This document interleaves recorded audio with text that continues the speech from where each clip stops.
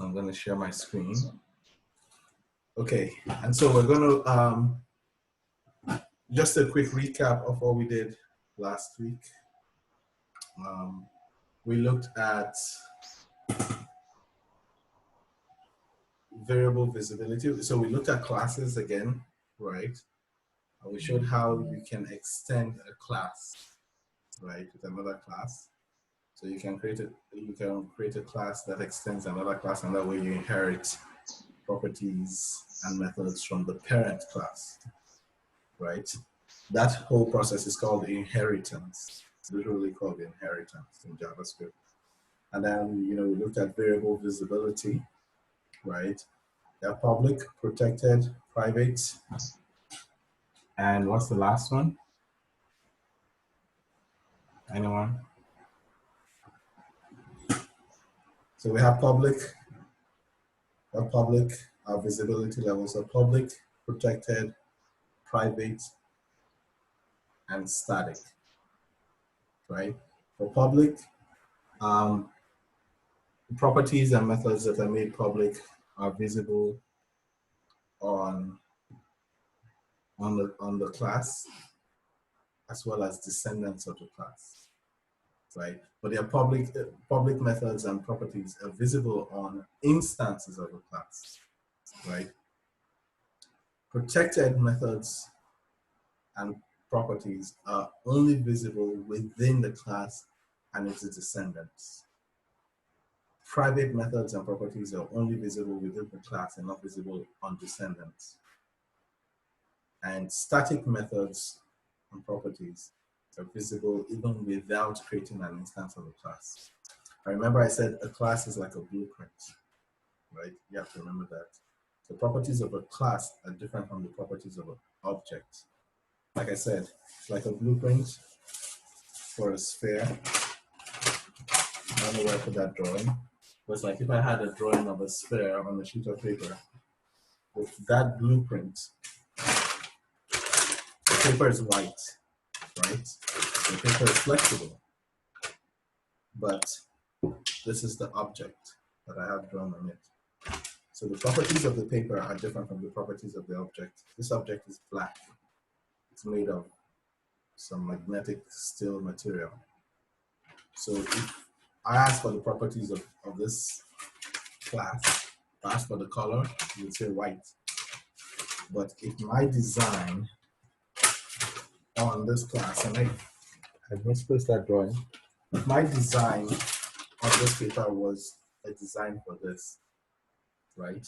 My design would specify making a sphere that's black. So this is a class, this is an instance of that object. The class is a blueprint for objects. Now, with that same blueprint, you know what I can do? With that same blueprint. Excuse me, Yinka, we can only see the calendar. Oh, my camera is up on the side, so I'll just stop sharing my screen so you can see that. Right, so without the blueprint, you know what I have? With the blueprint, I can make two of the sphere, right?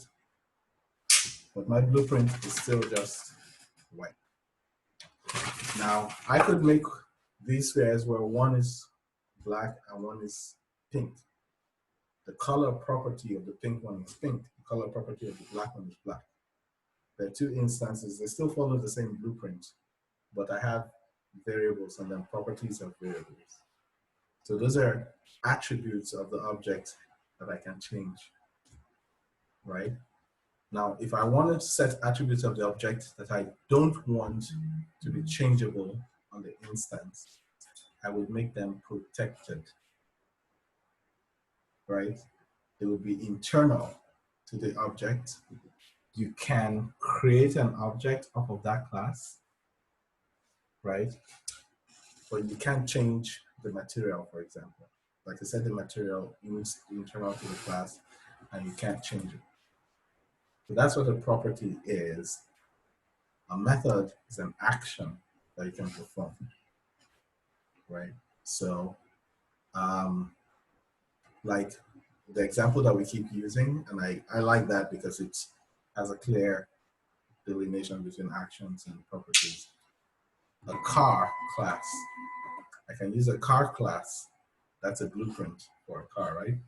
I can use that blueprint to make a Honda Accord. And I can use that same blueprint to make a Toyota Corolla, right? What's different between them? The manufacturer property of the Honda Accord is Honda. The model is Accord. But the Toyota manufacturer is Toyota. The model is Corolla, right? But both classes have a method, can have methods, like they can have a method called start, which turns the car on. They can have a method called stop, which turns the car off. They can have a method called accelerate, which makes the car move to a particular speed.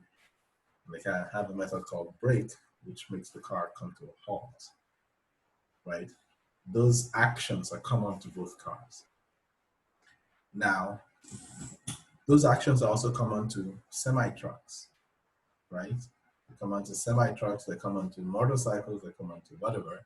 So I could create a semi-truck class and extend the car class. We did that last week as well, right? Which is how you can have inheritance. So the semi-truck class inherits from the car class, but then it can have its own methods, right? That are unique to semi-trucks. Like you can have a detached trailer method. That makes no sense to a car, so.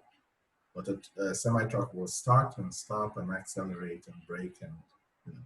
So use a base class to create like a base object with common properties for descendants.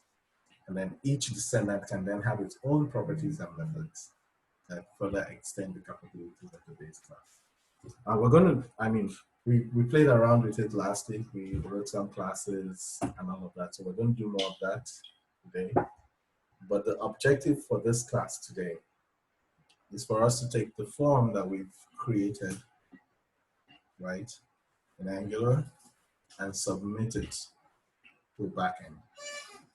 And part of preparing for that, we talked about extending classes and we talked about the constructor, right? And we talked about how you can add parameters for constructor so that when you create a new class, you have, you can add configuration options to when you create the class. And we showed how you could create like the Toyota Corolla and the Honda Accord without having to set properties after the fact. You just add configuration to the constructor and it works. We also looked at creating types, right? And actually, let me share my screen now so we can get a little less descriptive and hand waving about it and actually look more at code so it makes more sense.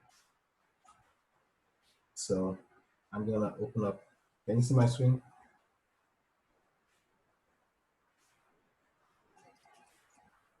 Yeah. Okay.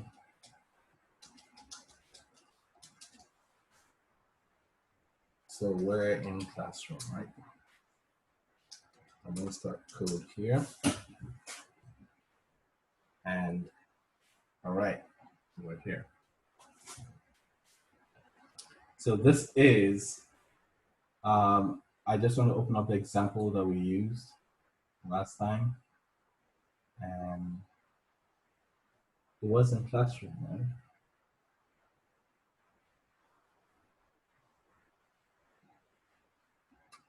Let's see. We have the car, the TS. And then we had the automobile, the TS, automobile options. We had the semi-truck.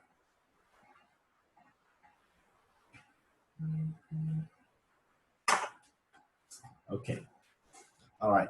So just a clear reminder, we had the automobile base class, which is this here, right? And let me open up. web app folder. So we're going to be in the Angular app.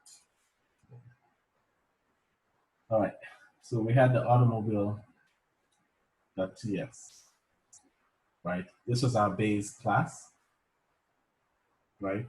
Our base automobile class. It has the properties make, model, model year, color, and seats, right? Remember that seats has this underline here because it doesn't have a type. Here, I can set the type here as a number so that we know that that will always be a number, okay? And then we have these protected properties here. Remember, these are not visible on instances, so they're visible in descendants, okay?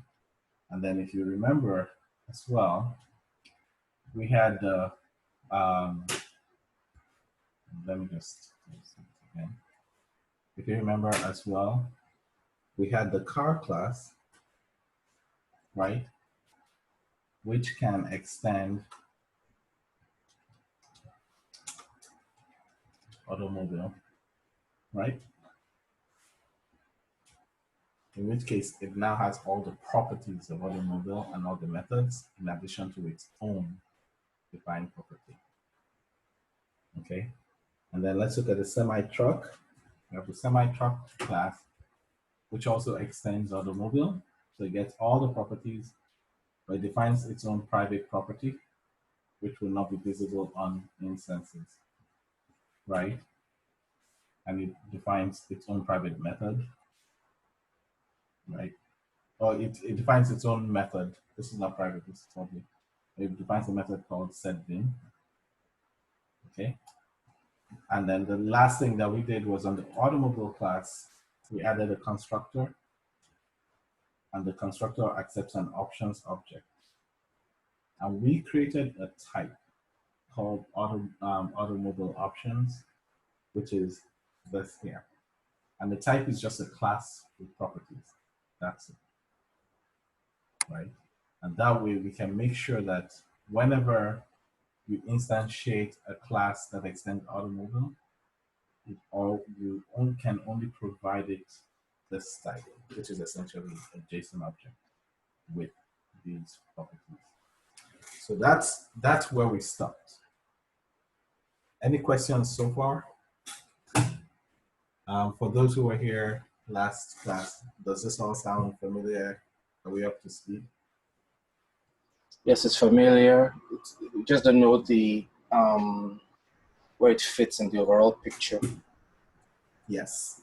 So we are going to use because before this we were learning HTML and CSS and a little bit of JavaScript. So yes. This is like we veered off that course a little. So it's now like we're already in Greek land in a sense. You know. So let's not connected. Yeah. So let's look at it again. No, this is all still everything that we've learned, because we already learned about classes in JavaScript, and this is still classes. This is still JavaScript. So we already learned about classes, right? And we already learned about methods and properties of classes, which is still everything that we have talked about here. This is a class, the class keyword. That the only new thing that we learned last time, and we learned that last time, was that you can extend the class so that you don't repeat yourself, remember? So if you create a class, if you have to create two classes that have very similar properties and very similar methods, you don't copy and paste.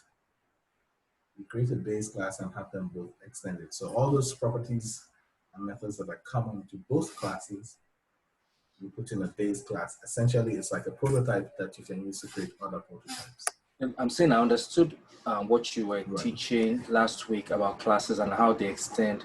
I'm trying to say that what we learned last week and what we did the class before that were two different things that were not necessarily linked. We've not linked. Like when we first came, we learned how to build a form. Then we learned how to add a little bit of interactivity to the form, like was it a shopping cart?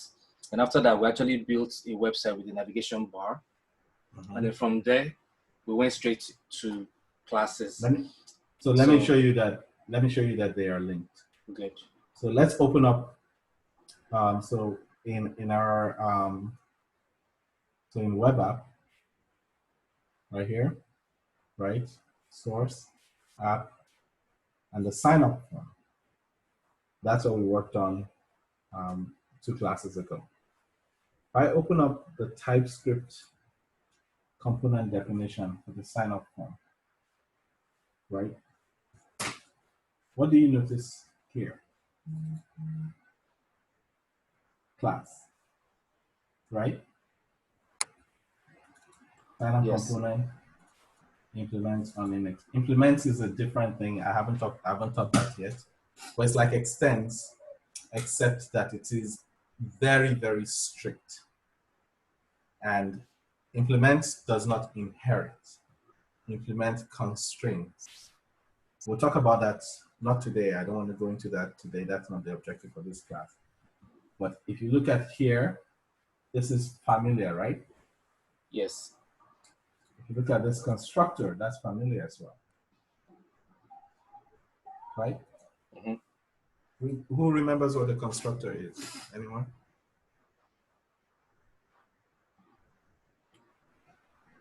Use it to create new objects. No. So a constructor, the constructor, now tell me what this is. Is this a method or a property? It's a method. Why is it a method? It does something. It's Yeah. it's not descriptive. It's active. So, but also It's when like you a read process. it, yeah. But when you read it, what is the indicator on? This is called an identifier. What's the indicator on the identifier that lets you know it's a method and not a property? Usually for me, it's the brackets, not the name itself. Okay. Yeah. I mean, the name sometimes is descriptive of what the thing is supposed to be doing. Yeah. But yeah. In terms of lingo, yeah. But go now on. use the right terminology for this. What did you call it? The brackets. You said they're not brackets. So the bracket is not the right terminology, right? The what's that thing called? Curly braces. No. They're not curly braces. These are curly braces. Those are curly braces, yeah. Okay. So remember, I'm going to stress you on how or what you call things, so you can. Yes, that's fine. I like that. Yes. But I always thought those were brackets or braces. That's regular brackets or braces. So these are parentheses. Oh. These are parentheses. Okay. We differentiate between parentheses, curly brackets, and square brackets, or curly braces and square braces. Okay. So in English we call them brackets, right? Gotcha. But more in British English than American. But these are parentheses. When you're talking to other developers, you call them parentheses. Okay. This is an opening parenthesis, or we just say opening parens, right? Okay. Or parents, yeah. So these are parentheses, and that is what tells you it's a method. Whenever you see anything, either a declaration, an expression, once you have an opening and closing parens, it's a function, and the method is a function. So if I said this,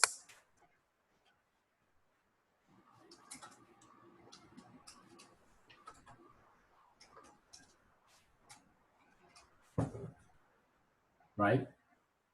My var is a variable. There's no parens after it. Do something is a function. It has parens after it. But I am not declaring this function, I am calling it, right? So whenever you see anything like this, where it's just an identifier, open and close parentheses, or even with parameters in there, this is a call to a function, and the function does something. The function may return a value. In this case, because I'm assigning it back, this function returns a value, right? But I could as well just do this. In which case I call the function, it does something but doesn't return any value, right? I'm not checking to see if it returns a value. I'm not capturing the value sent. What I had before is actually capturing what the function returns and saving it in this variable. So whenever you see parentheses, that's a function. Okay, what about this? Tell me what this is. That's an array. Right. Why is it an array? Because of the square braces now. Because of the square brackets, yes, the square braces, yes. That's why it's an array. Whenever you see square braces, it's an array. And what's an array? An array is a collection, right? An ordered collection of items. That's an array. Okay, what about this?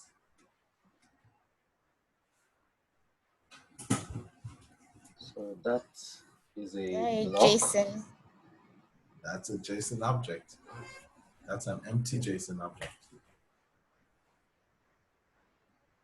Once you see the definition,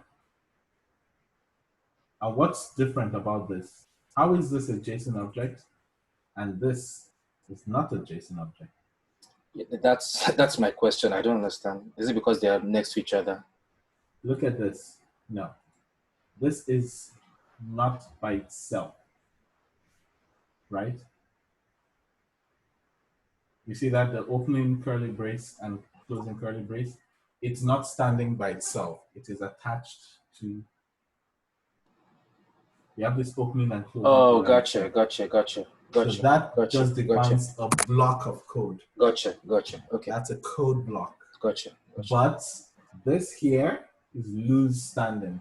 Gotcha. And it is being assigned to something. So you typically will not define a JSON object like this. If you do this, what's that? It does nothing, right? It's a JSON object, but you can't use it, you can't reference it because you haven't assigned it to a variable. So you always have to assign that value to a variable before you can interact with it. So if I now say const person, right? Now I've assigned it. And then in this JSON object, now I can put in properties, keys, and values, right? You can say first name, John, right? Comma, last name, Doe. Okay? This is a JSON object that defines a person. I remember what I said about JSON. JSON is used to transmit data. JSON is if you have a form and you capture the data on the form, the easiest way to transmit that to another system, another server, a backend, whatever, is through JSON. And when you are transmitting it, it's called a JSON document. Essentially, it's a document, it's a form that contains information about something specifically, right? So JSON objects are typically key value pairs. You have a property and the value for that property, just like you have on a paper form. Whenever you think JSON, think paper form, right? Except that it's a filled out form. So for this person, for example, if you had a form with a field for the first name and the last name, this is how you would capture it. First name, the value that was provided, last name, the value that was provided, and then you can send this over to another system, and that system will pick it up, open it, and be like, oh, first name John, last name Doe. Boom, we've transmitted the information. So think of JSON like a form, all right? Now, constructor, back to my question about a constructor. What is a constructor? A constructor is a method of a class, right, that is called automatically when the class is instantiated. So whatever logic you have in the constructor is actually automatically executed. I remember what we did. Sorry, excuse me for 1 second.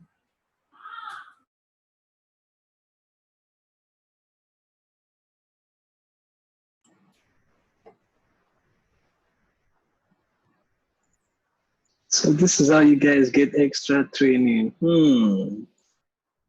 What do you mean by extra training? The detail, eh? Okay. Continue. What detail? What's the detail? What detail are you seeing that you've not seen in I'm the just back end? jealous. Yeah, I'm just jealous. All right, so the infrastructure squad guys are being very, very jealous right now, but let's keep going. All right, so a constructor is a method that's fired automatically when a class is called, right? You typically would use a constructor to do initialization, right?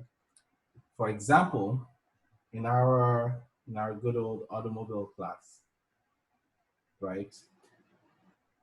Just gonna open this up. And so in this automobile class, the constructor takes the options and initializes these properties based on the options passed. So that when you're creating a new automobile and you pass it options for what automobile to make, it then takes those options and says, okay, I'm making this, right? And an example use of it, we had right here in the semi-truck. So we look at our semi-truck. When we instantiate a new instance of semi-truck with a new keyword, we pass it a make, Volvo, model, V-truck, model year 2010. This parameter that we pass in when we're saying new semi-truck goes to the constructor. And the constructor takes that information and initializes those properties, okay? Now, let's move on from that. So that's what the constructor is. The constructor is fired automatically when you instantiate a new class. And remember, you instantiate a new object with the, what's the keyword for it? Anyone? What's the keyword for making a new instance of an object?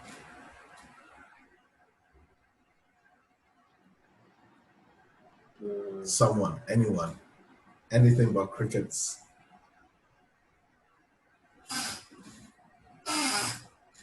Not constructor, right? Nope. Initialize. Not initialize. Let me open this up so you can see. New. New. Okay. So the new keyword is how you tell your program that you are creating a new instance of an object. That's the only case where you use new. Whenever you say new, it's like, oh, okay, all right, you want to create a new object. Can you explain the difference between this new and the constructor? It's still a little bit fuzzy for me. So, new creates a new instance of a class. The constructor is a method on that instance. I see. But the constructor is a special method in that when you create the instance, once the instance is created, the constructor is automatically called. So rather than saying, so you see that we created my truck, rather than saying my truck, the construct, right? It is like the class automatically fires this, sorry, the constructor. Yes, but when it's automatically firing that constructor, what is the constructor actually physically doing? Whatever you ask it to do. You're the developer, you define what the constructor does. But whatever logic you have in the constructor will be executed automatically. And You understand that? So it's kind of like a default placeholder. Like, no, it's not a default placeholder. It's a setup. It's an initialization script. Do you get what I mean? So when you start your car, Yes. right, the dials move. Yes. Your constructor for your car fired. The constructor says, hey, set the gas gauge to wherever the gas is. Set the speedometer to 0. So that means that constructor was working based on a specific set of pre-instructions. It's not like a default behavior for every single instance. No, It's something you just a specify. method. It's a method. So in this example here, in the automobile class, and I have to open it for some reason, VS Code doesn't like me, or doesn't like these files for some reason. But in the automobile class, this is what I asked the constructor to do. I asked it to set these properties to the values that were passed into it. I see. So when you now click, a new instance, the constructor will do this to make model year. Yes. Okay, that makes some sense. That's what the constructor does. So anything that you want to automatically happen when a new instance of an object is created, you write that. Okay, now it's making more sense. Right. Okay, that helps. If you want the car to, hey, whenever I create a new car, once it comes up to the line, I want you to come up with the lights on. In your constructor, you say this.lights equals on. Right? Which is what you want to happen automatically when you create it. So whether you do anything else with the class, you don't care, but the constructor always fires. All right. So now, when we come back to our component, right? When we come back to our component here, and let me save this so I can put it. You notice the constructor here takes a parameter, right? But this parameter is a specific type. Remember, last class we learned how to create a service, right? ng generate service, right? And if we look at the service that we created, right, which is the people service, we created a people service. You notice that it has an injectable decorator. Our component has a component decorator, right? This is what says that this class, the decorator decorates the class after it, right? So this decorator tells us that this class is a component. The injectable decorator tells us that this class here, people call people service, is injectable. And what injectable means is that when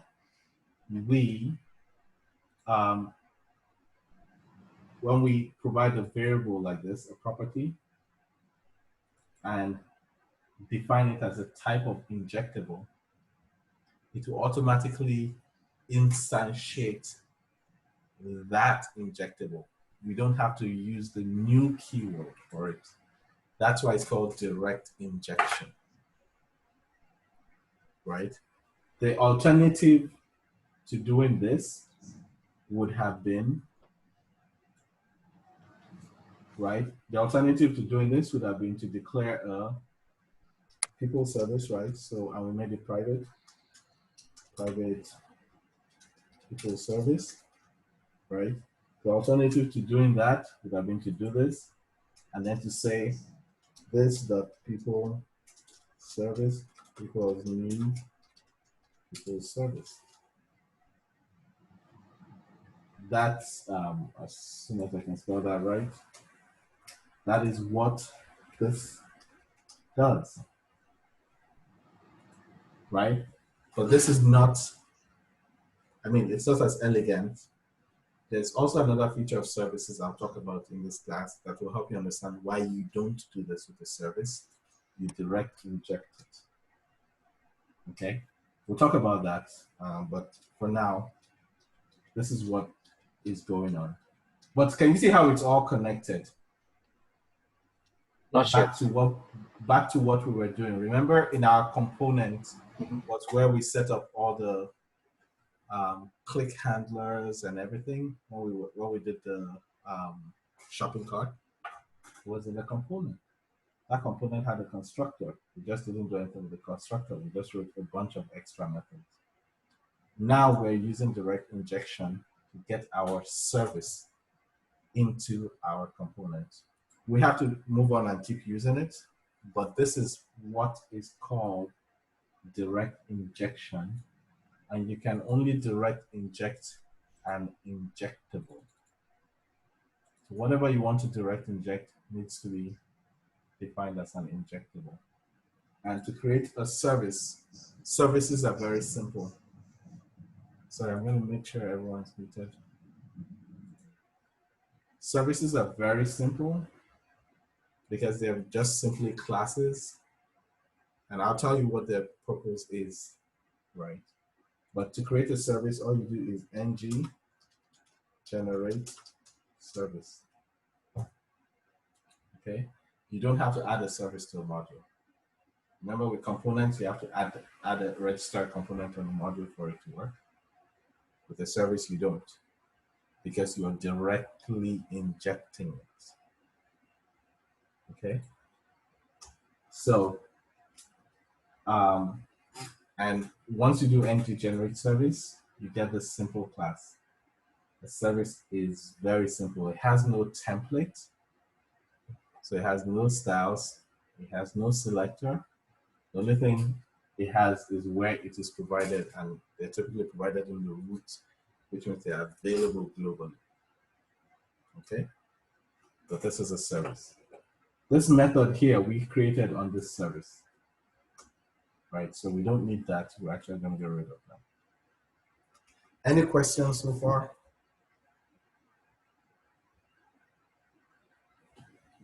Okay. So let's use this service, because when we use it, it will make more sense. But let's talk about why do we need services, right? So if we go back to our component, like I said earlier, if you look at the component decorator, a component has a selector, a template URL, and style URLs, right? Your template is usually HTML. So if we come here to our app component.html, that's our template, right? Good old HTML, right? And then you could have styles in a style sheet for your component. And if we come here and look at the CSS file, we have the styles for it. Oh, this is familiar, right? And then you have the selector, which is what is used to render the component as a custom HTML tag. So you have those three pieces. And then you have the TypeScript file, which is the component definition file. And this file's purpose is to interact with the template. Okay? Its purpose is strictly to serve the template. But then there are functionality that you may need that have nothing to do with the template directly. For example, the template may have a form, and when the user fills out the form, you have the data. Now you want to send that data to a backend server so it can be stored in a database, right? That's not a concern of the template. So that should not be a concern of the component. That's what you need a service for. The service job is to do things like that, act like a servant, get it over to the database or to the backend, and then write it to the database. So any operations that you perform that are not directly related to the template, that do not affect variables that the template needs, right? Those you typically delegate to a service.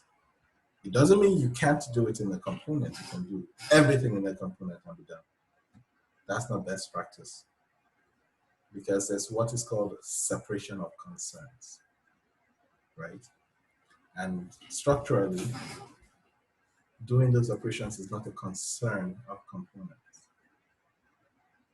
So you create a service whose job it is to interact with the backend. And that's all it does.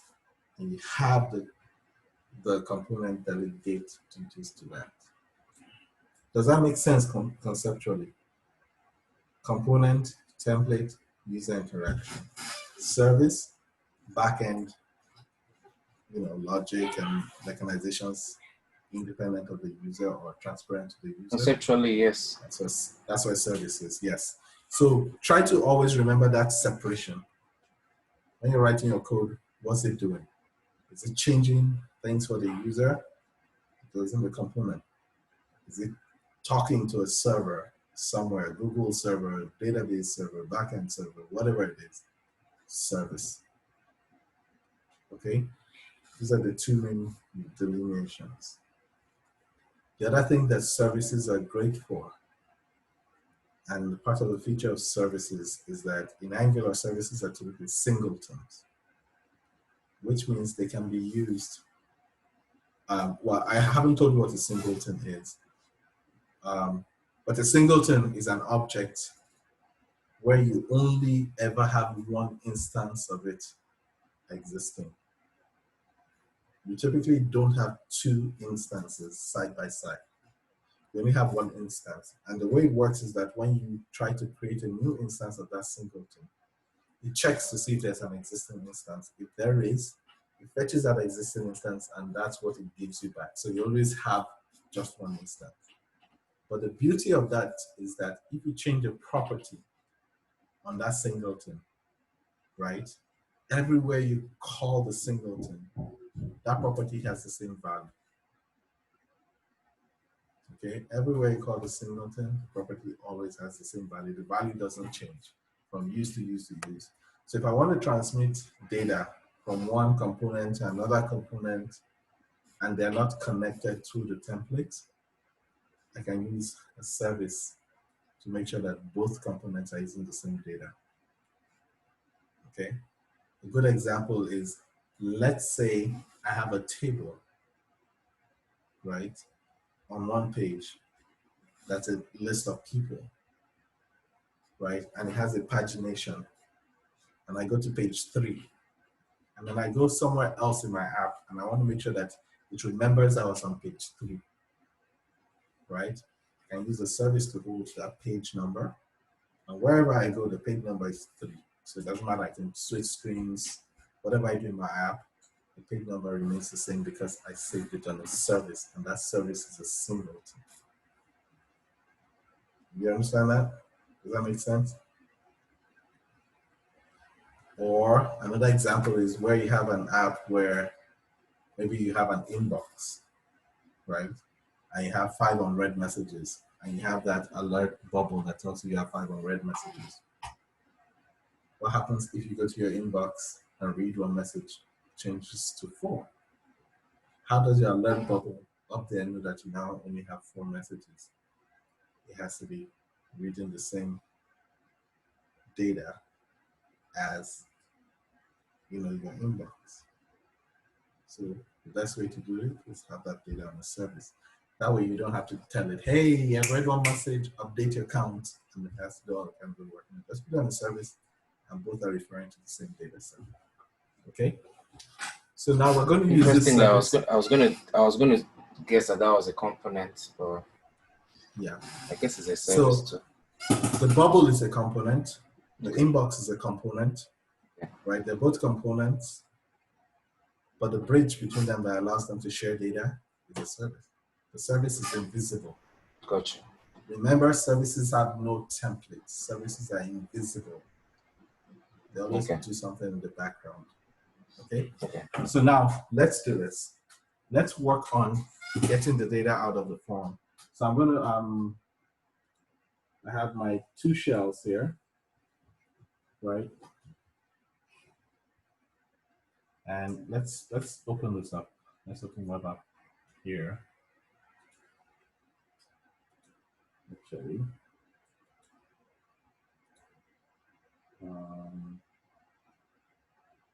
so let's go to here. I have web app, NGS.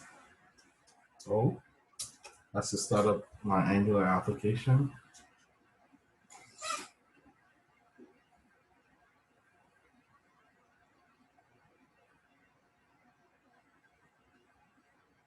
Okay, so we have our classroom app, and we have the sign up form, right? here's what we want to do. We want to capture the information on this sign-up form, right? And then we want to transmit it to the backend server. Now we've already created our people service, right? And we need that service, which is this. We need that service to transmit the information for us from the front end to the back end. Okay? And then here, we have our component. So the first thing that we need to do is to actually get the data from this form to the component. We're going to learn some real Angular now. Okay? We're going to learn some more Angular. How do you get this data? So if I come here and I fill this form here, let's just see.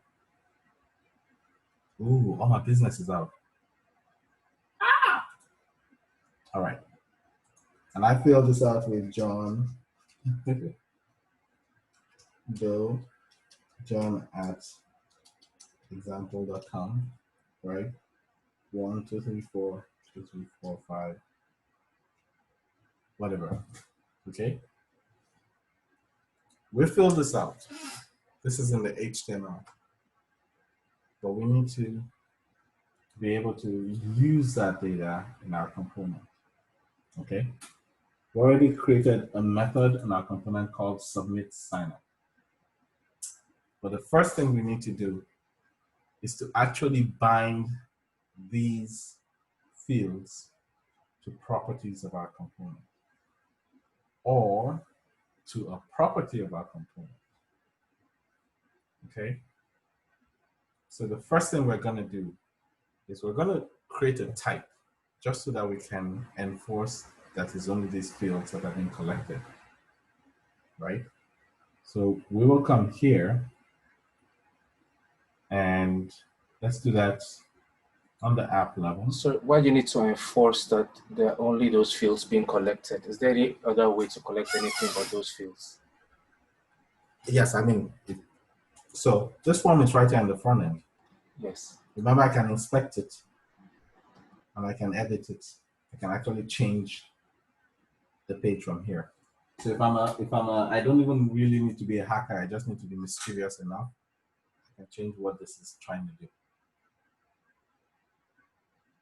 You get what I mean? I can add my own extra fields here and try to inject some bad. I can try to do some SQL injection this way, right? Wow. Or I could just be mischievous and try to add extra data, right? So what's going to happen here is we're going to create a new type.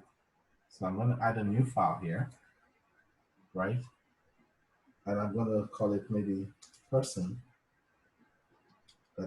right? And let's open up person.ts, okay, right here. And this is very simple. We're going to just say export class, right? Person. And we'll say what fields we want it to have. We want it to have first name, right? Now it's usually better to have camel case actually. So no, but we'll go with because our backend has it as underscore. So we'll go first name. I want that to always be a string. This is one of the reasons we create a type as well, so that you can constrain what kind of data can go in there, right? Last name will be a string. This is how you type it.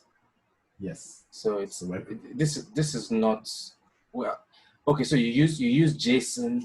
You use the JSON notification to specify your types. This is not JSON. Okay. Why is it not JSON? Because it's not a it's not freestanding. Exactly. But the data still looks like key value notation. No. Look at the keyword there. Okay, true. They're not values per se. Yes. And look at the keyword. Look at this keyword right here. class? It is a class. I'm defining properties of a class. I know that first name, last name, and email, those are the properties. So whenever anything you write next to a class types it, basically, right? Anything these are properties, these are variables. These are typed variables. So I'm saying this variable can only contain a string. Yes, that's what I'm saying. So I'm saying that when you write a class, when you create a class, those things you're writing up, they're definitely properties. And then what you write next to it is invariably a type. Yeah, this is the syntax. Yeah. Property colon type. That's what the syntax is. All right. Thanks. The property and then the type. Yeah. Property and then the type. And this way you constrain the structure of the class. It's just for you to make sure that, for example, imagine if email, if we didn't make it a string, someone could put in numbers here, right? And numbers aren't an email address. An email address has to be a string because it has to have a format of @ something something dot something. That's a string. We don't want them to put in a number. Phone, we're making it a string because people can do +234 +1 plus whatever, and parentheses and all that. Those stop it from being a number. And if they put in a phone number with an extension, you have the character X there, that automatically takes it away from being a number and forces it to be a string. So we make it a string so we can capture phone numbers like that. But this is our type. Let's move on quickly. And I'm going to try to move on and then pause for questions. All right. So we define our type person here. And then what we then do is that on our component, we want to capture all that information, right, in a person object. So what we're going to do here is we're going to create a public property, which we can do without specifying visibility here. And all right, we can just say person equals new person, right? But here we need to import. Okay, so it actually already has that here. Import person from person. All right. So we brought in our person type, which is this person.ts, and we've created a new property on our component called person that we've initialized to be a new empty person. So this is an empty person object. If you want to see how this works, right? Console.log this.person, right? And if I run that, and we inspect here, and look at the console, look, we have a person object that's empty. Okay, so we've set up our person property. This is a public property. What public properties do for you, if you remember, public properties and public methods can be interacted with from the template. So if we now come to our template here, where's our sign up component? We come to the sign up component template here, right? We can now actually, I'm just going to do this here. If I say, let me do it on the new line here. I'm going to create an H3 here, just so you see it more visibly. H3, right? Who remembers what this is? That's a template literal. That's how you output a property from your component, right? Remember that? The job role curlies. So if I now say person, that first name, right?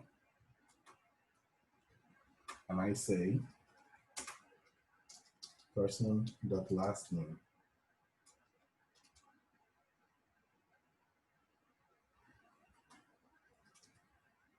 Okay, if I save this here, I will look at the screen, nothing's happening.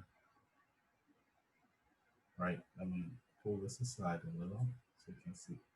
If we look at the screen, nothing's happening. I have my H3 under there. But if I come into my constructor, remember the constructor is fired automatically, right? So if I come into my constructor here, and I say person.first name equal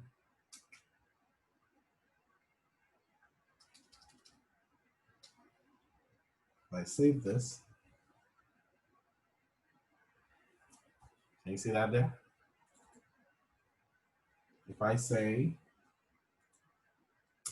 person.last name,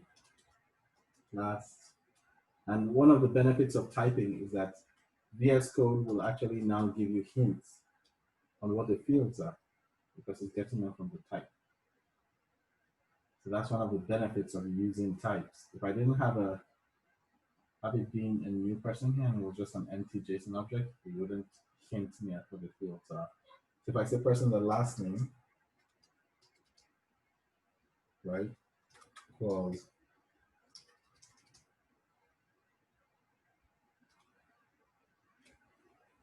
you see what we have right there. Now let's see what happens. And you look at the terminal here. You also have to see that it's building well. You get the greens, you're good. Now if I come here and I do person.unknown field, I'm trying to sneak in data that's not part of the person type. I save that, boom, throws an error. And it says property unknown field does not exist on type person. It's underlined here. VS Code has underlined it. And you see what happens here? The application hasn't changed. So that's part of what you do with typing is you use it to constrain what data you can actually capture. All right, so now that we have this, right, and we know that person is connected to the template, right?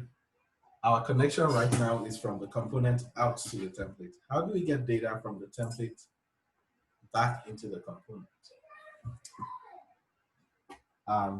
Excuse me 1 second.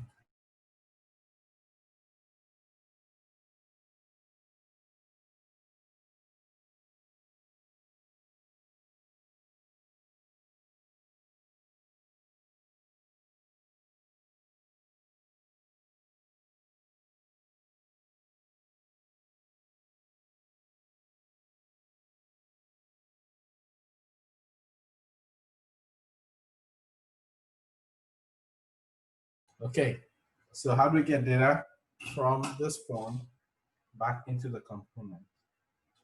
We need to bind those fields to the component so that whatever is typed in them is automatically reflected in the component. Okay, so here's what we do. We use an Angular directive called, we created what's called a two-way binding. Okay, we created two-way binding between the form and the component. What we are seeing right here with our output here is a one-way binding. That is, it's going one way just from the component out to the form. But this time I want to make it bi-directional traffic. Okay, so we need to create a two-way binding. And I'll show you how that two-way binding works. You use a directive called ngModel. So you create a two-way binding on ngModel. So let's do it here. Let's do it right here. And that's like an attribute. So on the input, this is how you write the two-way binding. In square bracket, params.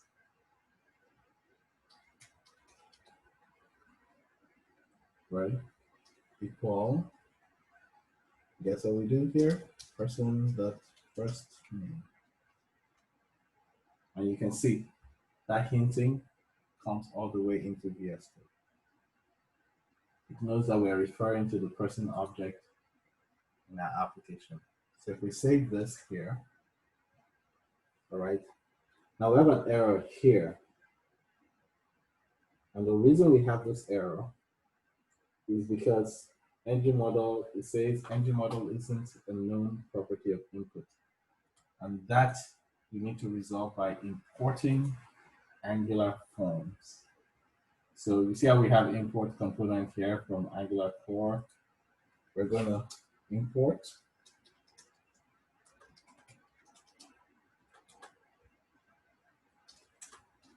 from Angular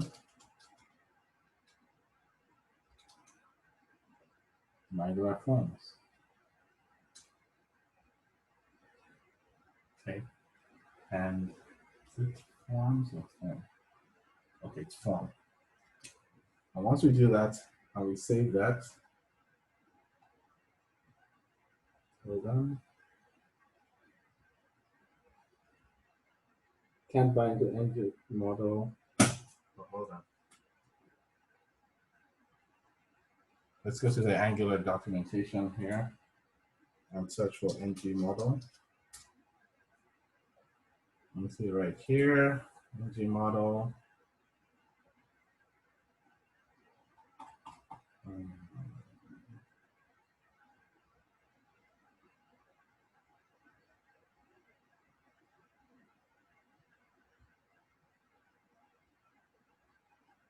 Okay. Import ng form. Sorry, that's not missing. ng form.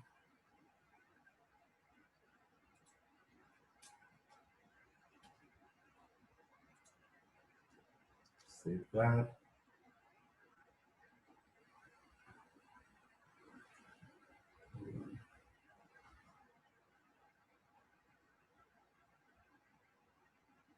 Okay. We're going to do a little exercise here. We're going to figure out how to resolve this problem. Okay? This is where our good friends Dual and Stack Overflow come into play. And here, we're going to just look for this error here. And it says can't bind to ng model. Right? We copy that. Oh. Can't bind to ng model. So copy that. I'll come here. I'll say Angular. Right? And you put that in quotes. There. And this is, remember, I typically default to going with the Stack Overflow because that's quicker. Look at the date here, 2018, it's recent enough. We come here. This is all we're missing. No, actually. No.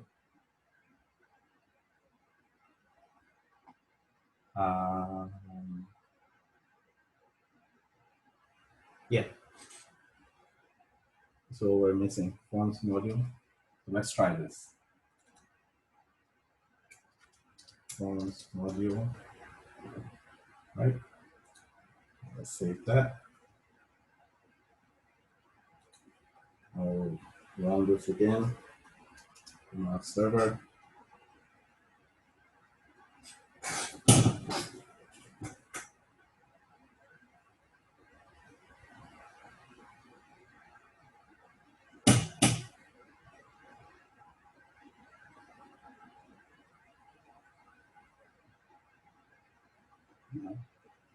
Still not? Good. All right. You are not helpful.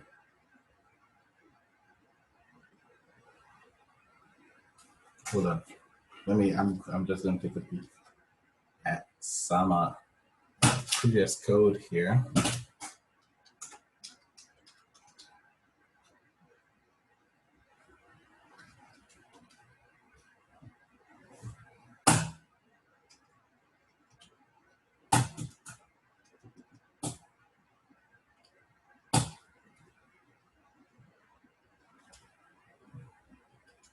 Are you guys still awake?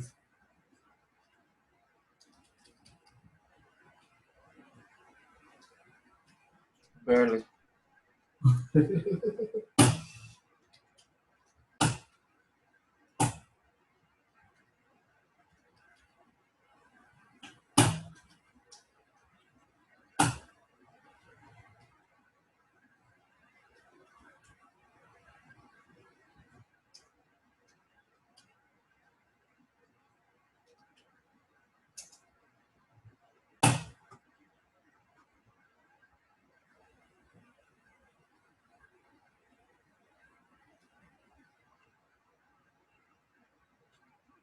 Hold on 1 second.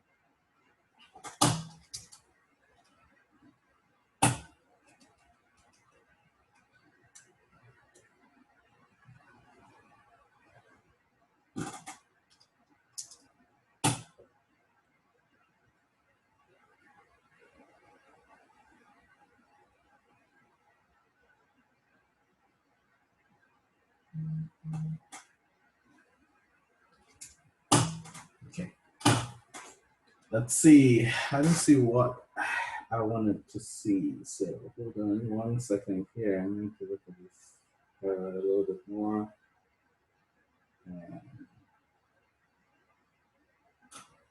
And just so you understand what it's complaining about, I remember I told you that in the class, it's not just about learning how to program. In this case, now we have to actually work through debugging this error. So now, what we can do right now, if you want to take a break, take a quick break, because I forgot to take a break at 7. So take a break, and I'll get a resolution for this in a couple of minutes. But the error is with this here. ng model. All right. So pull this up.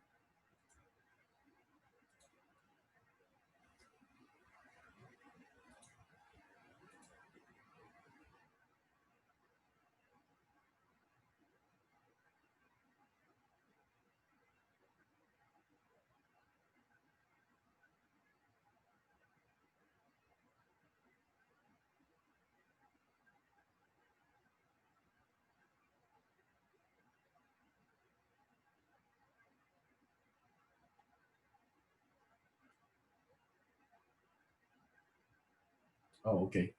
Yeah, this is what I need to do. Forms module from Angular core.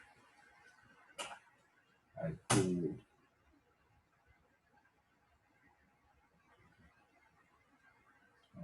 Sonic component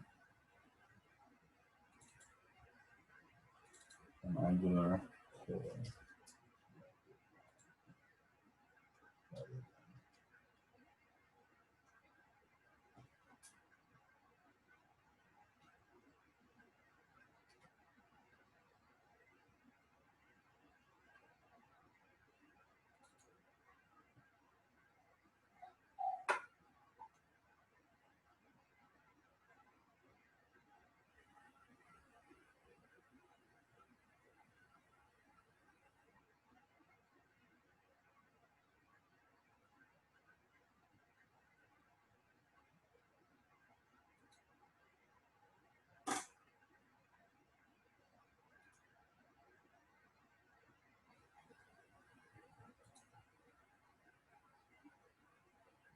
Okay.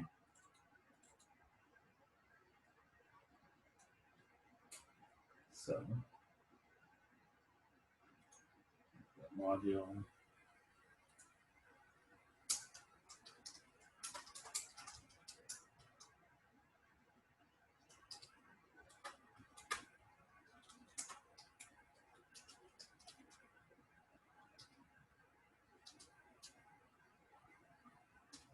And then we can import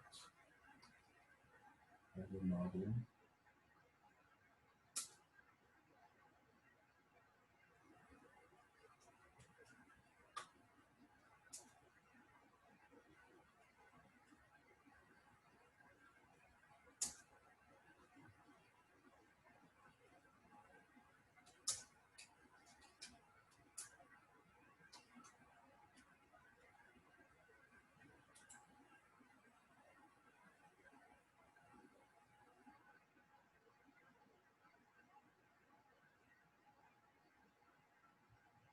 Oh no, wrong model.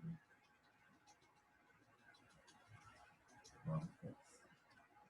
Not this one.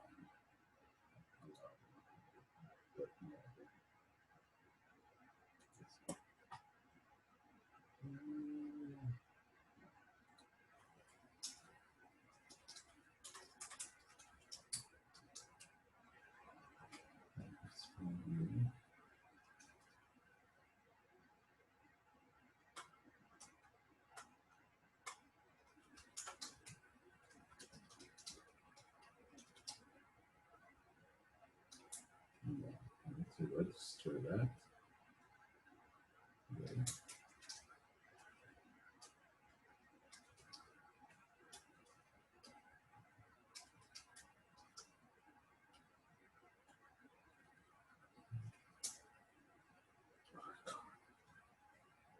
It's not them.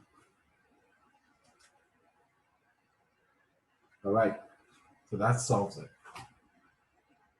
And that's what I needed to do. All right. And when we do that, we don't need this here. This guy here. I can do that. Okay. All right, so now we have our two-way binding. And the problem was I just didn't have the app set up properly. I was missing the forms module in the app configuration. This is a one-time thing. You won't need to do this, but I missed that when I first set up. All right. So now that we have our forms module set up, now we can actually use ng model to do our two-way binding. So now we have our two-way binding here, person the first name. Look at what happens here. If I come in ng on init here, and I'll explain what this method does later. It is like the constructor, but it's an Angular specific method that waits for the template to be ready, and then it's fired after the template is ready. So if I come here and I say person, the first name equals Johnny, right? And I save this. Look at what happens right here.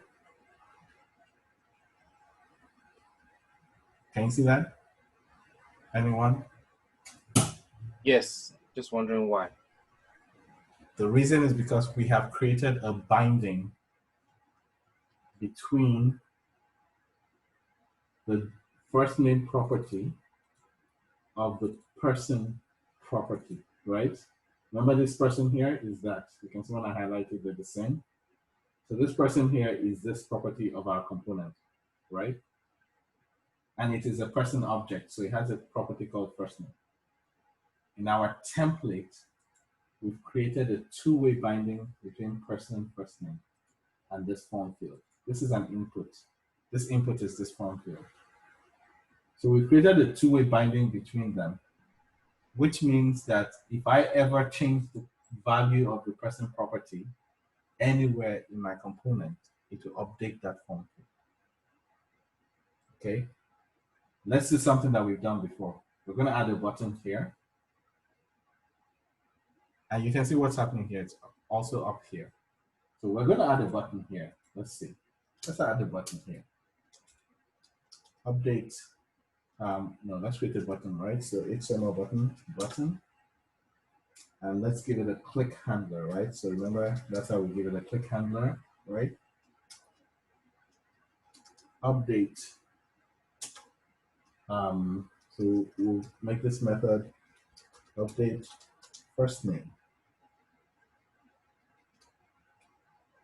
Okay, we have that method, and we'll put a label here as update first name. And we want to make this type of button. So this is good old HTML. The only thing that's different here is that we have the Angular click handler. So what this does is that when this button is clicked, it will call this method on the component. Remember that, right?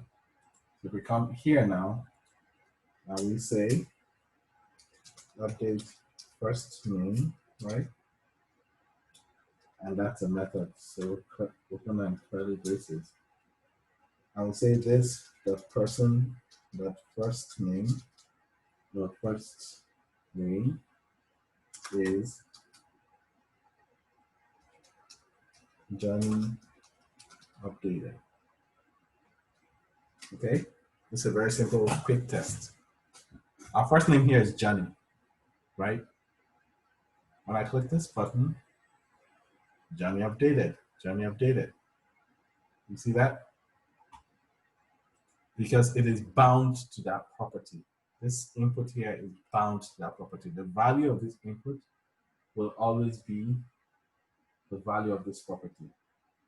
But it's a two-way binding, which means the value of this property will always be the value of this input. So did you change the name just to show what the two-way binding can do? Or is there a functional use for what you just did? A practical use for what you just did? The practical use is, that is how you actually get form data and submit it to a backend. So right now we only have a one-way binding, right? I mean, I've only shown you one way, which is I've only shown you how updating it in the component updates the template, right? Now I want to show you how, if I put in a different value here, it actually is reflected in the component. So here, let's do this. Before we change the name, let's say console.log, right? This, the person, the first name, right? Let's do that here. So that you can see that if I change it in the template, my component now sees the new value. So if I come here now and I say this has changed, okay? And I click this button. Look at the logic. Before it changes it, I want it to log what it is before it actually changes it, okay? So if I click on this, and we're watching the console here, and I click on it, it has whatever I had there before I clicked. If I say Johnny updated, but they changed it, and I clicked. Okay, two-way binding. Now I can send information from this form into my component, which means I can capture the data in the form. And that means I can send that data to a server. So what I'm going to do now is I'm going to just demonstrate that very quickly. So I'll update the form and add the remaining bindings. So let's remove these. We don't need these. Okay. And I'm just going to update the bindings here. So I'm just going to add an ng model here. So remember, square bracket, open parens, right? ng model. And then we'll say equal. To spell the model properly. Last name, yeah. No, as your ng model. Yeah, I'll fix it. Okay. Right. So ng model, first and last name. Yeah, I pressed tab because I expected it tab complete, but I'm not in Vim. There are things that expect to happen. Gotcha. Please don't be in Vim. That's what happens. So, all right. So we bound the last name, right? I'm just going to copy this so that I don't have to type all of that again. Copy that. Put it on this input. I'll put it on this input. Okay. And this will be email, right? Person.email. And this is person.email. Person.phone. Right? All right. So I've added those fields. I have an error in my templates. Complaining about something here. Property name.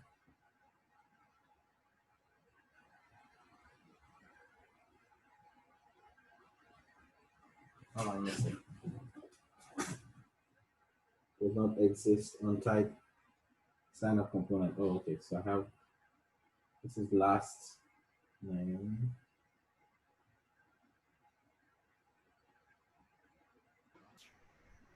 One of the names there is an underscore. Oh, okay, yes, sorry. Because this needs to be underscore. Okay, yeah. Last name needs to be underscore. Okay, so that's corrected. Thank you. So that was an error there. So all of these are now bound. Let's look at a very quick new event handler. What do you do with forms? When you fill a form, what do you do with it? Submit it. You submit it, right? Right. So we need an event handler for submit. Right? Okay. And we already have a method that we had created here on the component. Let's see what it's called here. Submit sign up, right?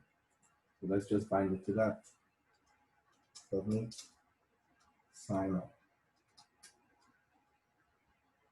Okay? And so what that means is that whenever this form is submitted, it will call this method, submit sign up. So in here, watch this. This is the coolest bit of this. If I say console.log this.person,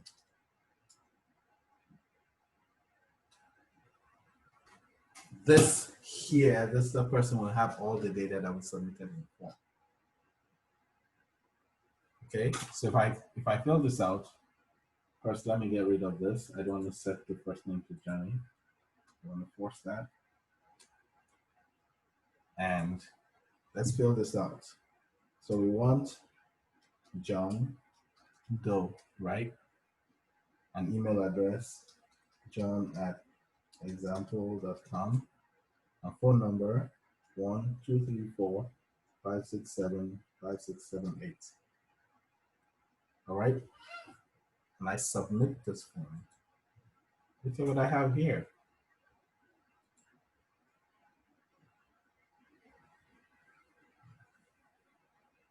That's my form data. And I have it as a person object. Essentially, this is a person object.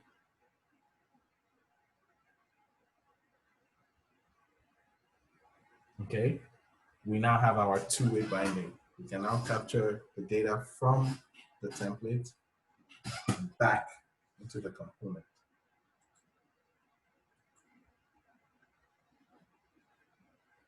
Does this make sense?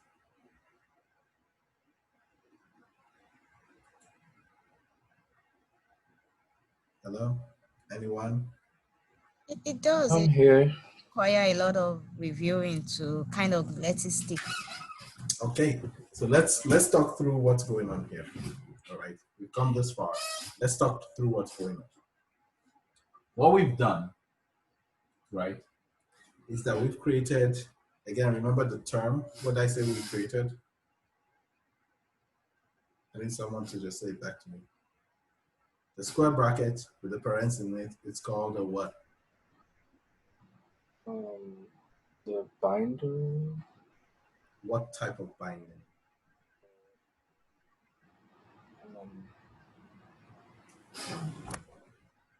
Events binder. Two-way binder. Okay. A two-way binding. That's what this square bracket and parents pair. That's what you create here. It's a two-way binding. Why is it called a two-way binding? Because you can input data directly from the client side. And they are both client side. But they are? They are both client side. Angular is all client side.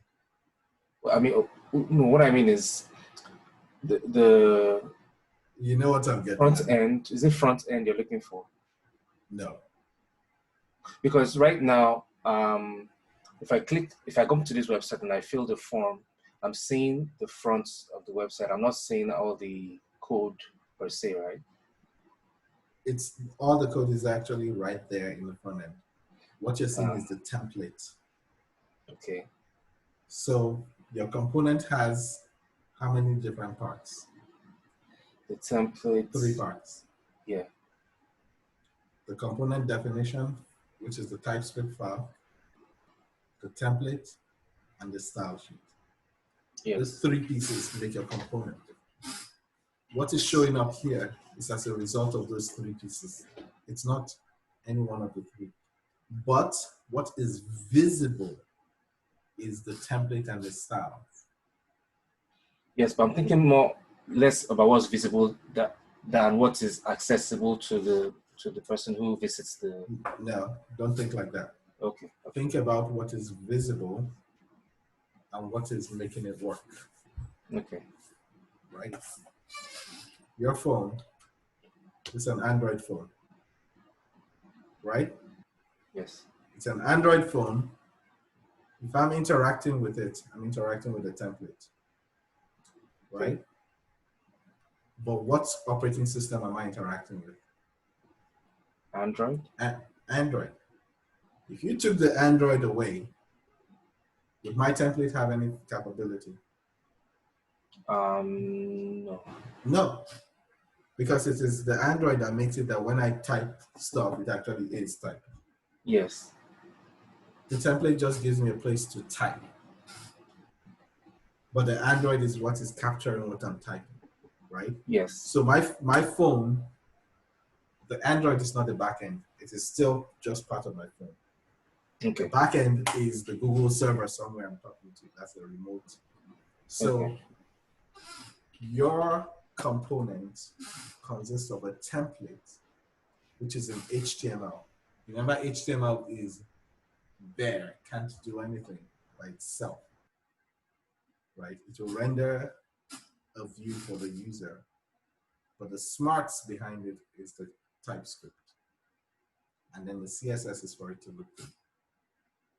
Those are the 3 pieces.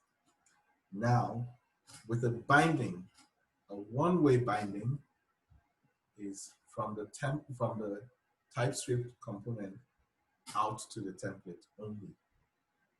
If you change that value in the template, it doesn't get reflected back on the component. But that's like a one-way street. Data can flow only one way from the component out to the template. When you create a 2-way binding, it is exactly what the name says. You create 2-way traffic. Data can go out, data can come back. Think of it kind of like a walkie-talkie versus a phone. A walkie-talkie is one-way traffic. If I push the button, you can only hear me. You can yell all you want, I'm not going to hear you. But with a phone, I can talk to you at the same time you're talking to me. You can hear me, I can hear you. You don't have to push the button. Yes, but in this case, who is talking to who? It's 2-way binding. It Yeah, doesn't matter who's talking. The front end can talk to the component. The template can talk to the component. The component can talk to the template. It's a 2-way binding. This is why I showed you that I could change the value of this form field by setting it here. Remember I showed you that? And yes. I did that click handler here. Yes. To show you that in here in my component, I can change the value here. Yes, but the source of my confusion was all this while I just thought there were just 2 sides, like the client side and the server side. No. So, but now this is all client side. Yes. Client side. So there are 2 sides in the client side, and I'm trying to understand what those 2 sides are. It's kind of confusing. Template, component, style sheets. There are 3 pieces that make up the same thing. Okay. There are 3 ingredients that make up the sauce. Okay. So now I understand. It's a communication between the template and the component. Yes. Okay. That makes some sense. A component is made up of a template, a style sheet, right, and the component TypeScript definition. Remember I told you that the difference between a component and a service, the service has no template and has no style sheet. The user cannot interact with the service because the service has no face. Yes. Right? The service has no face. A component has a face. A component has a template. It has a style sheet and it has a TypeScript. The template places the elements on the screen. The TypeScript says what the elements do. And the style sheet says how the elements look. The style sheet is the makeup, pretty much. Okay? Does that make sense? Yes. I understand the templates, style sheet, and components. I mean, sorry, and component component type script. So I understand the relationship with those. I understand the relationship with those three. Yeah, the component definition. Definition, yeah. So I understand the interaction between those guys. I was just trying to figure out the two-way communication, and you said it's between the template and the definition. Is that a two-way communication? Yes. Okay, that makes sense. That makes sense. It is binding the data, right, such that either side can change it, right? Okay. So you're on two sides of a piece of data, right? You're here. This is the data. Or like I said, no, the best analogy is actually the phone call versus the walkie-talkie, right? The communication can go both ways. In one-way binding, the other party only receives, cannot send that. In two-way binding, both parties, the data can flow both ways. So which is why with two-way binding, if you change the value of John, right, what the component sees as the value of the first name field is now John. Whatever the value is here, if I change the value here to John updated, and I click on this, and I have John updated. It's two-way binding. If I come here and in my submit, if I log it and I come here, and I come here, and I change the value here again. Let's do this. Okay. And now I'm gonna. But this change that you're making right now is not accessible to a user of the phone or of the website, right? It is not directly accessible, but it is accessible because it's now bound to an event, remember? So I bound this to the submit event.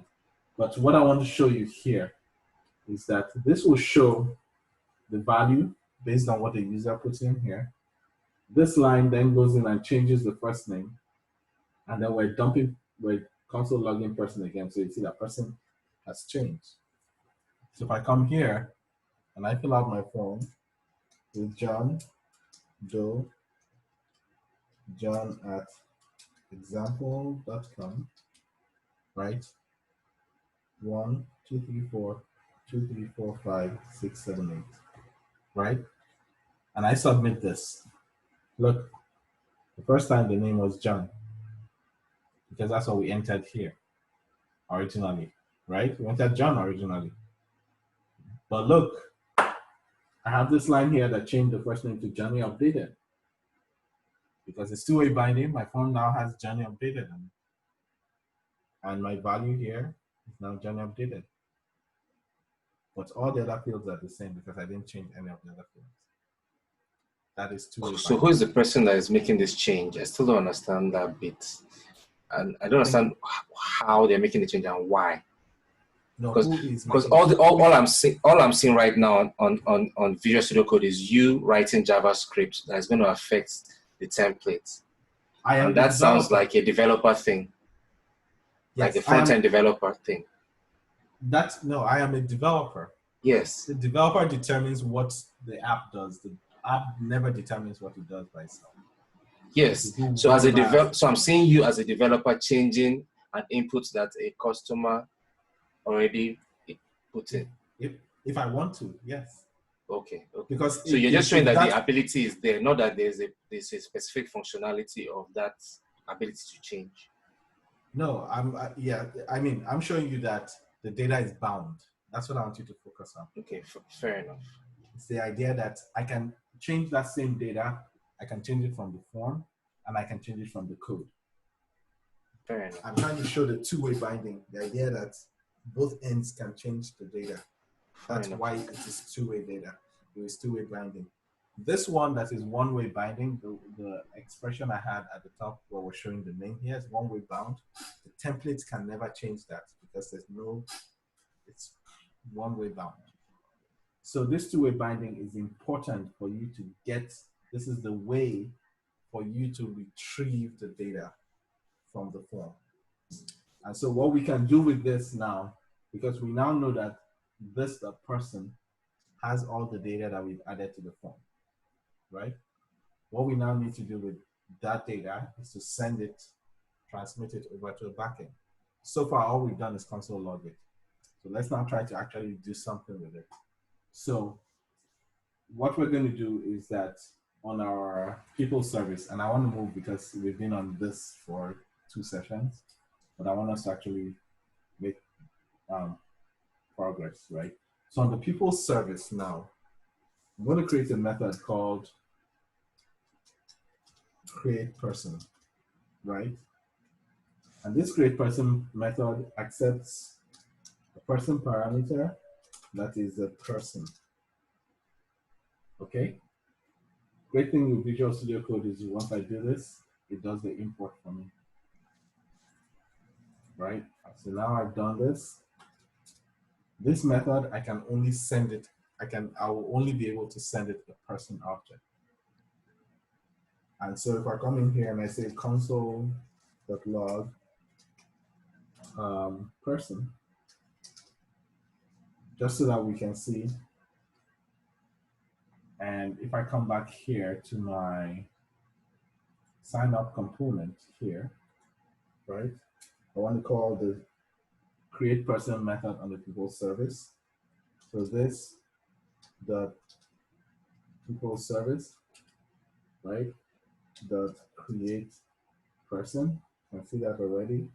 When I open the parentheses, it tells me what it's expecting, right? The type person, but I can say this, that person. Okay, so this is what I want to do. I want to call this create person method with the person that I've created. That's with the data from this form. And look, there's no console log here, right? Let me get rid of this. It's clean. We don't have a console log here. Is that correct? Hello, anyone? We don't. We Yeah, don't. we We don't have don't. a console log here. Right.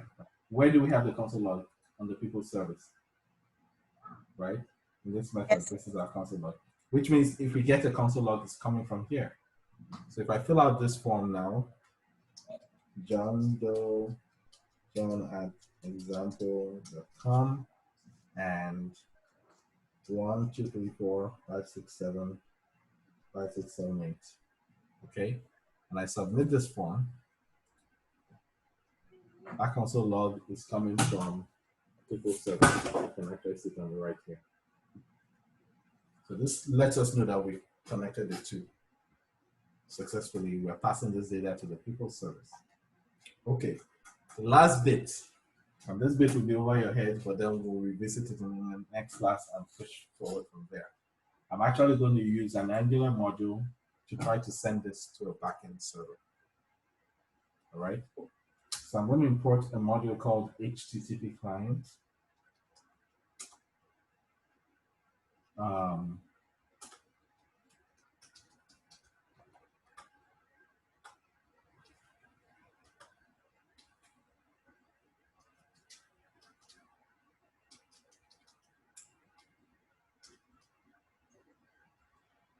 All right, so I've imported a module called HTTPClient, and then I'm going to direct inject it into our constructor, like the way we did previously. So private, and I'm going to call it HTTP. And this is going to be HTTP client.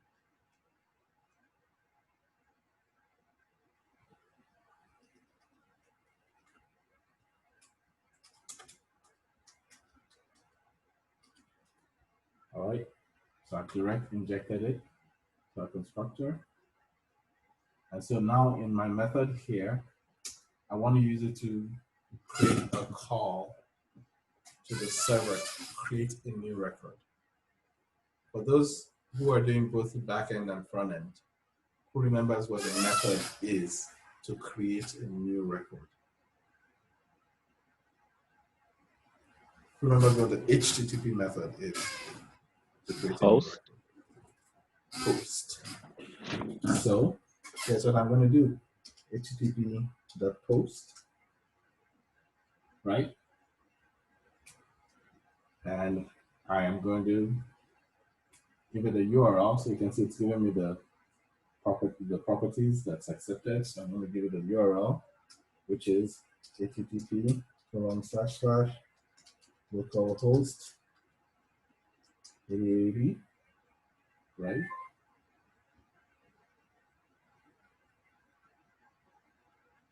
/people, right? I think that's what the endpoint that we created last time is called. And then I'm going to pass it people. Okay. And you see what the second property is? Body.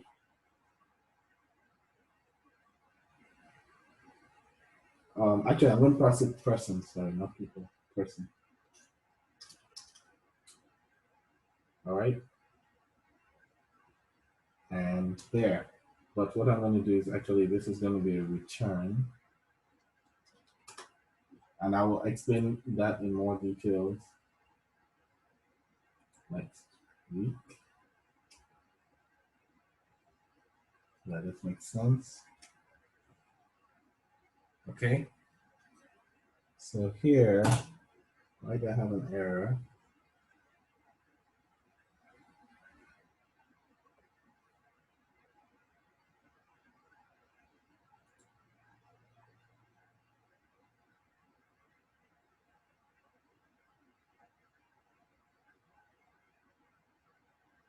No provider for HTTP.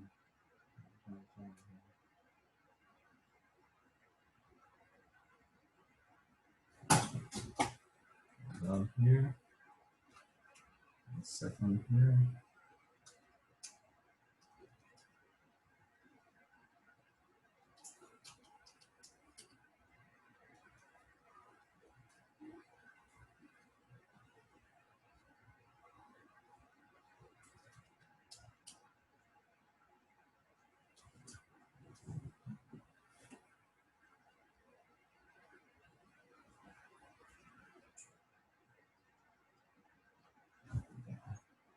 That's wrong.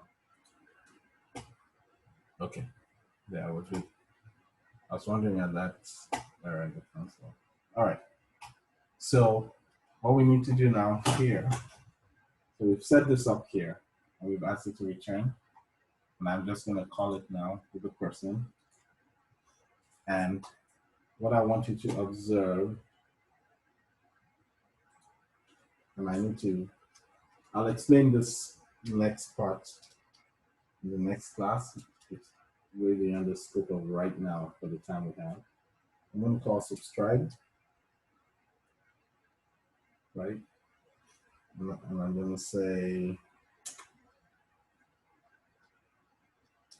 results,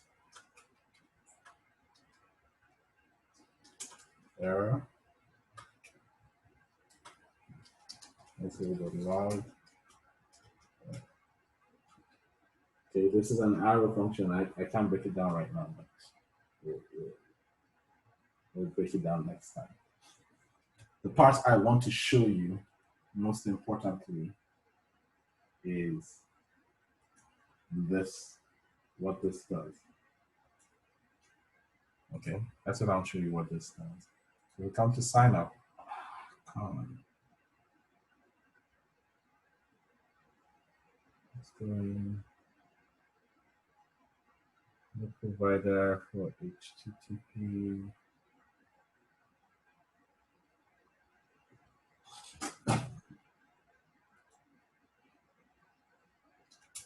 Let me fix that 1 second.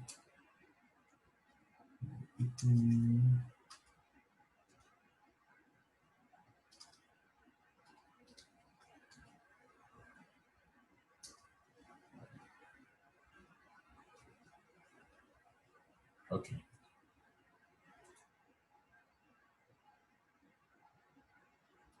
Yeah. All right. Let me fix this. 1 second. I need to register the HTTP module.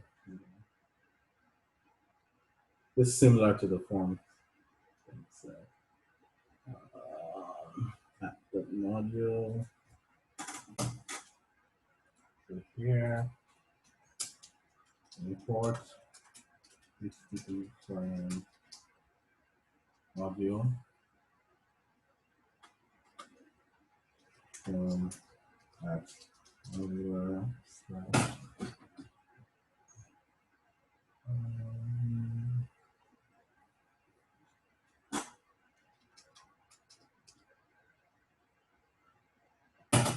all right. And then I need to register that module here.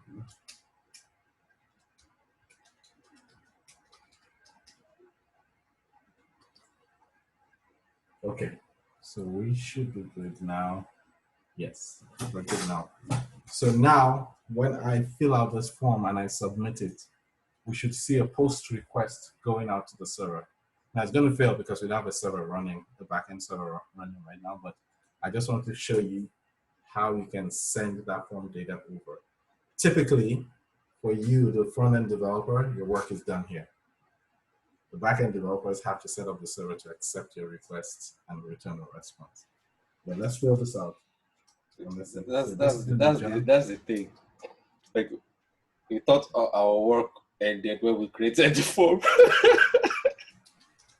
Yeah, so John at example.com and 1, 2, 3, 4, 5, 6, 7, 5, 6, 7, 8.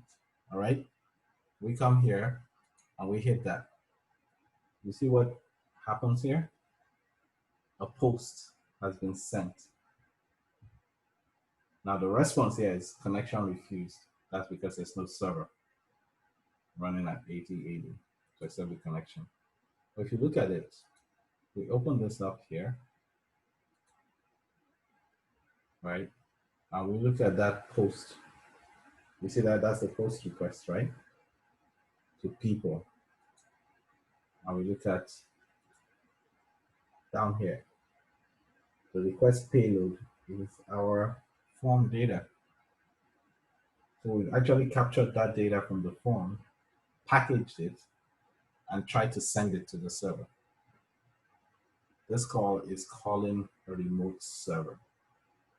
And this server could be whatever. Let's pretend like Google was giving us an API to submit to, right? If I come here to the people's service, and I change this here to api.google.com, right? And I send that, I save it there, and I now try to go to clear this, so you can see. This is John at example.com. And this is 1, 2, 3, 4, 5, 6, 7, 5, 6, 7, 8. And we'll hit submit. Look at that. It's trying to go to api.google.com/people. If we come here and look at the response, fail to load response data. Yeah, because there's no response data. But look, it's trying to send our information. So this is how you would set it up to submit. Now, you said you were thinking your job was done. Typically, the front-end developer's job is kind of done at this point. We've captured the data, we've sent it over to the backend server. It's up to the backend developer to collect that data and write it to a database. Yeah, like most of the stuff we did today I thought was the backend's job. This is all front end. We haven't done Oh, anything. you're breaking my heart. Yes. This is all front end because all the interaction, all this code has been running in the browser. Yeah, I thought all the code we write would be just to make the HTML and CSS more sexy. You know, there's a lot of nerdy code. Yes. So you have to remember that Angular is a front end framework. Yes. So as long as we're in the front end squad, everything we're doing is front end. It runs in the browser. So all your interactions, everything, your component is the brains for your front end app from a front end perspective. But it can't connect to a database directly. It needs a backend server. So the backend squad learn how to build the APIs that the front end can submit data to. So this data that we've packaged, our job from a front end perspective is to provide an interface for the user to put in their data, interact with the data, view the data, right? But we can't store the data. I mean, we can store in the techniques for storing data in the browser. There's what's called local storage, there's cookies, there's all kinds of things that we can do. But that data is considered transient or temporary. It can disappear anytime. Right? But for more permanent storage, it has to be in a database or on disk somewhere in the file system on the server, right? And that is what the backend developers are responsible for. The benefit of being a full stack developer that your job doesn't end here. Now you can connect them. So you just keep going. Okay, if I was a full stack developer, now that I've built this and I'm sending it, I'll then go in and build the backend to accept this post, right? I'll write it to the database. That would be the next step for me as a backend developer. All right. So now that we've set this up, the backend squad tomorrow will pick up from here. And rather than using Postman to submit the data, we're going to use the Angular app to submit the data and show the backend how they can. We already have set up the API right in the backend, and we've set up so we can post data to it and write to the database to confirm that. Now we'll actually use a real client. We've been using Postman, which is a fake client. Now we're going to use a real client to submit that data and see if they're written into the database. That's what the backend squad will do tomorrow. All right. Any questions? And this is the class ends here. But any questions?